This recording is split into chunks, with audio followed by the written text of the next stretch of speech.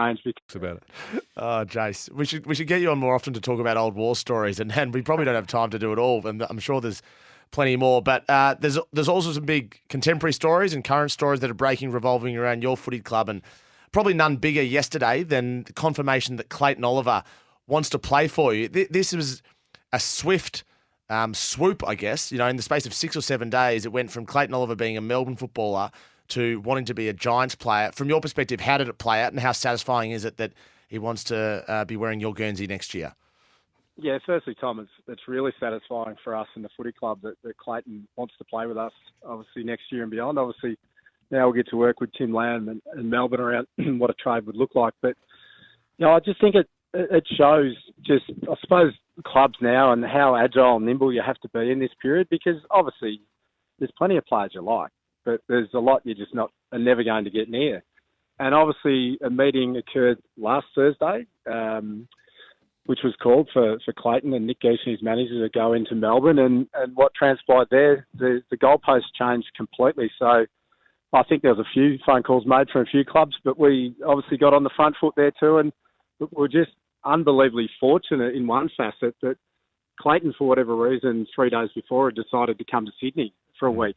So when I was talking to Nick Geesh, and Nick actually said he's on a plane to Sydney now, so I sort of reached out, not expecting to get a response because of what had transpired, and Clayton was pretty swift to come back to us and was happy to meet the next day, which we had a Kevin Shirty medal, best and fairest night that night, so we're swiftly trying to pull things together for a meeting on Friday, which has been well publicised, some of the photos. So, and it just went from there. It's great that the Giants have become a destination club for a certain type of player, Jace. I think when you talk about the choice that Clayton had between GWS and Collingwood, to choose the Giants, I think it's a great credit to you and the club and what you've done. How the club helped Jesse Hogan through some of his issues and the player he's become, and now Jake Stringer and the contribution he made in certain games this year. What's the club done to make it sort of attractive to players that perhaps want to get out of the limelight and actually want to resurrect their career? Because I think, Clayton needs to do a fair bit of work to get back to the player he was 4 or 5 years ago. Yeah, well, it's one thing, it's sort of probably well before my time at the club as well, but there's just been a great foundation what the club's been built off. There's a really strong culture, great environment, and you've had some exposure to it, Herdy, and you see that we're like a big country football club in a way, a netball club, because, we want to change this over time, but we only have 2 players on our list from Sydney. So everyone else is relocated on the playing list in the men's. Probably 60% of the staff have relocated as well. So it's incredibly close. Yeah, it's very different to what you're exposed to if you're obviously at a Victorian club. So that's there, the program, the people involved, and then I suppose just Sydney. It's a massive city, very populated, as we know, by many other sports, including the NRL. So there's over 1 million sort of expats living here, which are from, Victoria and South Australia and Western Australia, and they have an awareness of who the players are or who some of the staff are, but you're just not suffocated like you are in Melbourne. Now, we want that to change over time, obviously, but it's just, a warmer climate, it's different, and, the combination of two works really well for what we do. And obviously we've seen it's worked incredibly well in the past for the Swans.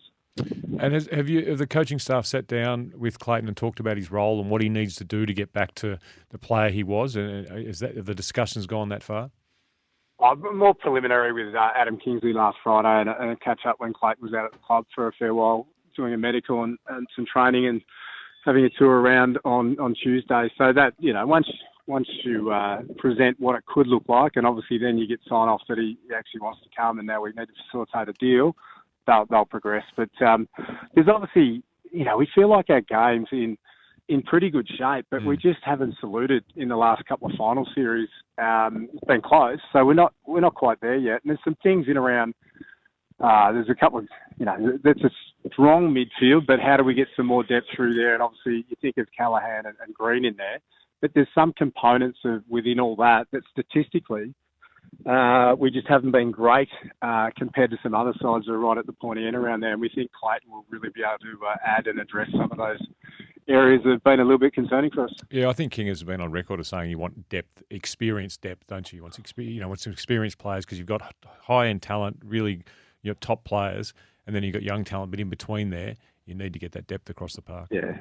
No, that's the key. There is some really good young players that, some mightn't have too much exposure and awareness of in Victoria, but the general footy fan, but they bubble through nicely and we back our development program and we're confident what those guys can do. But it's just, like you said, the experience and the bridging of the pieces of the puzzle between that really experienced group, some of the mid-tier ones and younger guys, just making sure that you don't want to waste 2 or 3 years before maybe some of those boys of the younger brigade are really at the top of their game, because then all of a sudden Toby Green, Whitfield, Canelio, these guys are that little bit older. So, yeah, we see this as a really good fit for us.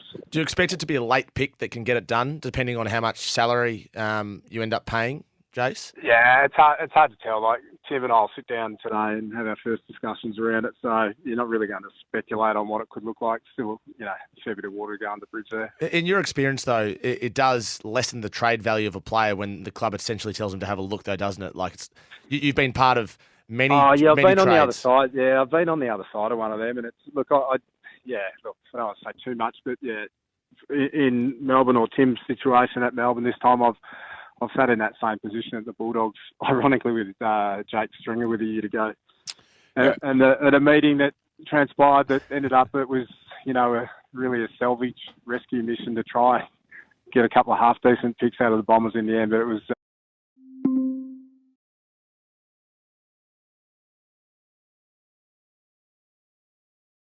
A couple of half-decent picks out of the Bombers in the end, but it was, it was tough going, and you're up against it, that's for sure. I'm sure you and Adrian are still talking again, Jason, after that, but I had a lovely pasta with him about 6 weeks ago down at Port Melbourne. We'll stay away from that, but obviously Clayton Oliver's a great story for the Giants, but what's happened to Lecalier? Can you take us through how you found out and how the club feels, and then how Lec feels, and whether you've spoken to Lec about how that's all gone down? Yeah, so there's probably a couple of things with that. First, I'd just like to get on the record that this wasn't a difficult trade negotiation. That's absolutely fact. The other thing, though, we're not privy to what other clubs' strategies and how they're going to operate through this period. So I'm loath to make comment on what other clubs are doing. But what I will say is Lec is shattered. He's incredibly disappointed. Both Adam Kingsley and myself spoke with him yesterday afternoon. He's in Barcelona. He loves our footy club. He was in tears at his exit interview. The reason for leaving was great opportunity, as you mentioned earlier, to play regular football, because at the moment he's developing nicely. But we've just got a couple of really A-grade defenders ahead of him. A+. And there was financial, it was obviously a good offer. We're not privy to what it was, but the speculation around it. So as hard as it was, he made the decision to leave, and that had been something that we'd sort of factored in for a long way out, because I think there was discussions with Lec the year before when he was in contract with St Kilda, which he stayed and he wanted to see it through, loyal to the Giants. So he's incredibly disappointed. He's on the other side of the world. There's a contract there with us. We've obviously had to go back and revisit that, because since our chats with Lec and his manager earlier in the year, and you sort of read the tea leaves that this is probably looking unlikely. We've recontracted 16 players this year, 10 of which weren't due to be out of contract at the end of next year, which says a lot about the footy club and where we're going. And Toby McMullen was one that recommitted yesterday, which is great. So he wasn't out to the end of next year. So there's a salary cap, and you've got to juggle around that. So Lec is more than welcome to be playing at the Giants next year, and there's something there. But he's in shock at the moment. So our thoughts are more about, with him. What happened yesterday, we don't know what exactly has gone down, but it doesn't impact us. It's not like we had that pick lined up for anything else. Our concern and care is with the individual, and that's Lec. So if you were going to give up Lecalier, it was reported that you wanted a future second rounder back, and they couldn't find that future second rounder. Is that accurate? The one thing I'll say, a second round was part of it. But, you can trade 2 years to the future too now. There's plenty of mechanisms. Yeah. I'll leave it at that. Yeah. Is there a chance Lec gets to another Melbourne club? I mean, there's certainly clubs that obviously need a player like Lecalier that having spent that year at the Giants and watched the sort of person he is, and I think I was there for his first game, and that when he gave the speech, when he was given his first game, it was probably the best first game speech I've ever heard. Jace, there's obviously other clubs that in Melbourne or around Australia that would desire a player like Lecalia. Look, like I said, we'd love to have him back. Like the door's open there, but I'm sure there would be. I was, chatting with his manager on the way home last night too. They were in a bit of disbelief, obviously, as well. But it's the nature of trade period. Like we spoke about Clayton, things can turn on a dime pretty quickly, and that's what happened, unfortunately, for Lec yesterday. But I would imagine there would be. But I suppose too, and we talked about being agile and nimble, and Lec's in Barcelona, so I assume for clubs now it's. The only way to do their work now is via the what we did in COVID, and it's Teams or Zoom meetings. And have you ever been in a situation that's happened to you, that reverse situation, where you've been after a player, you've wined and dined them, you've got to the last minute, some other things have happened around the trade, you haven't got a pick you've wanted, or a player's re-signed, or something else has come up where you've had to do this to a player? No, I haven't. It's rare, but in the back of your mind, you do. I know it's a possibility, but generally speaking, it's a very, very small percentage possibility. But it's something I've not been involved in before. So, but yep, we know it can happen, and we saw it happen yesterday. Anything else planned, Jace, to improve your list and bring in some more players to make sure you can challenge for a flag next year? Well, no, it's difficult because the positive when 16 players re-sign means you haven't got many list spots. So I think people sometimes forget about list spots, list size, and also a thing called a salary cap. So we've obviously committed to Jaden Laverde, and nothing changes there, even if Lec was to return to the club. So that'll be a mechanism post the draft period. So Jaden's good to go. So probably not now. We just need to assess, where our numbers sit and what we want to do there. Because remember, we're all mandated to take and make 3 selections in the national draft, or you have a rookie upgrade. So we need to factor all that in as well to calculations of what we're doing. I recall last year. I hope I'm not breaking confidence. When there was a big media briefing at the start of the season, and Adam Kingsley was asked, what's one area that he'd like to improve, and he said, look, he'd like some real ruck depth. I know you've got multiple ruckmen on your list, but is there anyone else out there that you could go and get that can improve that area? Is that not even part of your discussion at the moment? It hasn't been part of our discussion leading into this period.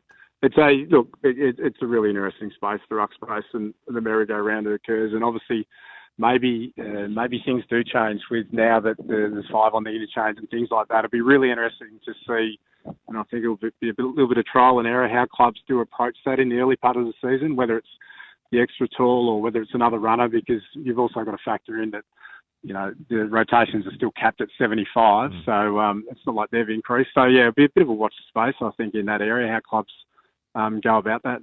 It was terrible news this week to hear that Josh Kelly's potentially out for the year. Can you what's the exact operation he's had? And, I mean, you must be devastated to lose Josh for the year, and also with knee reconstruction of who's the young boy that went down in the last round of the year as well. Obviously Darcy Jones. Yeah.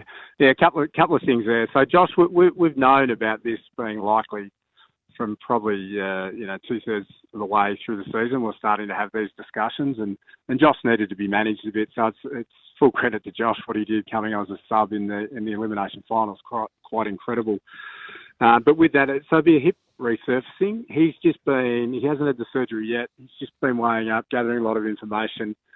And the surgery with the hip resurfacing, you can go a metal or a ceramic. So he's just weighing that up. I think there's a great surgeon, world renowned here in Sydney. I think he could go that way. But also there's obviously David Young in Melbourne, who's more with the hip resurfacing ceramic. So a bit out of my league, but we're pretty certain that that'll occur probably in the next week to week and a half. And then the timelines, it's a bit uncertain. It'll be a lengthy stint on the sidelines, but we still think, all things being equal, that the back third of the year he could still play a part. So, and then Darcy Jones, he's amazing, his recovery. Like, he's had an ACL 2 or 3 years ago, and I couldn't believe it. Adam Kennedy had one at a similar stage, and you're looking at Adam and I couldn't believe it. Adam Kennedy had one a similar stage, and you're looking at Adam, and he was struggling to get around on crutches. And Darcy, within a week of surgery, looks like he could run the tan. So it's quite remarkable. So he's recovering really well, and he may well be, all things being equal again, middle of the year acquisition for us, which would be great to inject into the team if that's how he progresses. Absolutely. Now, a personal one for you. Your son is a very talented footballer. Sydney Swans Academy, or does he qualify for father-son under the North or North Melbourne? Eddie. Yeah, good question. Yeah, he's both. We've lived up here for 6 years, so obviously the academy programs are just outstanding in these markets, because without that, you just can't develop. So you need to be, obviously, to be eligible, you need to be living in that area for over 5 years. So yeah, he qualifies for that. Loves the Swans program, and North have been, look, the last couple of years, a lot of the clubs in Melbourne, obviously through NGAs and different things, have dedicated resources to the father-sons NGA and what they're doing in the women's space as well. So yeah, North have been great too. So yeah, if he keeps progressing, that'll be something else on the plate for next year to worry about. Where's your heart lean? Or where's his heart lean, Jace? I don't know. He does love the Swans program. It's interesting, obviously, when I'm working at the Giants, and we work closely on some things off field, but on field it's pretty fierce with the Swannies. But there's always been a soft spot for North there. But yeah, I honestly don't know. So the main thing is he just absolutely loves his footy, and he's without too much from me being involved, he's just so dedicated and committed. So yeah, whatever he wants to do in the end, we'll just Narissa and I'll just sit back and support and watch with interest. Will you be a Peter Dacos type father? We'll go in the football. No. Jesus, no. All right, you'll be Ashcroft. I love Dakes, but I don't know that I want to be that invested. Last one from me, Jace. Wade Dirksen, does he have a future at the Giants if you can't find another club or not? Yeah, no, I had a really good chat to Wade last night as well, because obviously, we probably anticipated that could have ended up with Wade going to Melbourne. Yeah.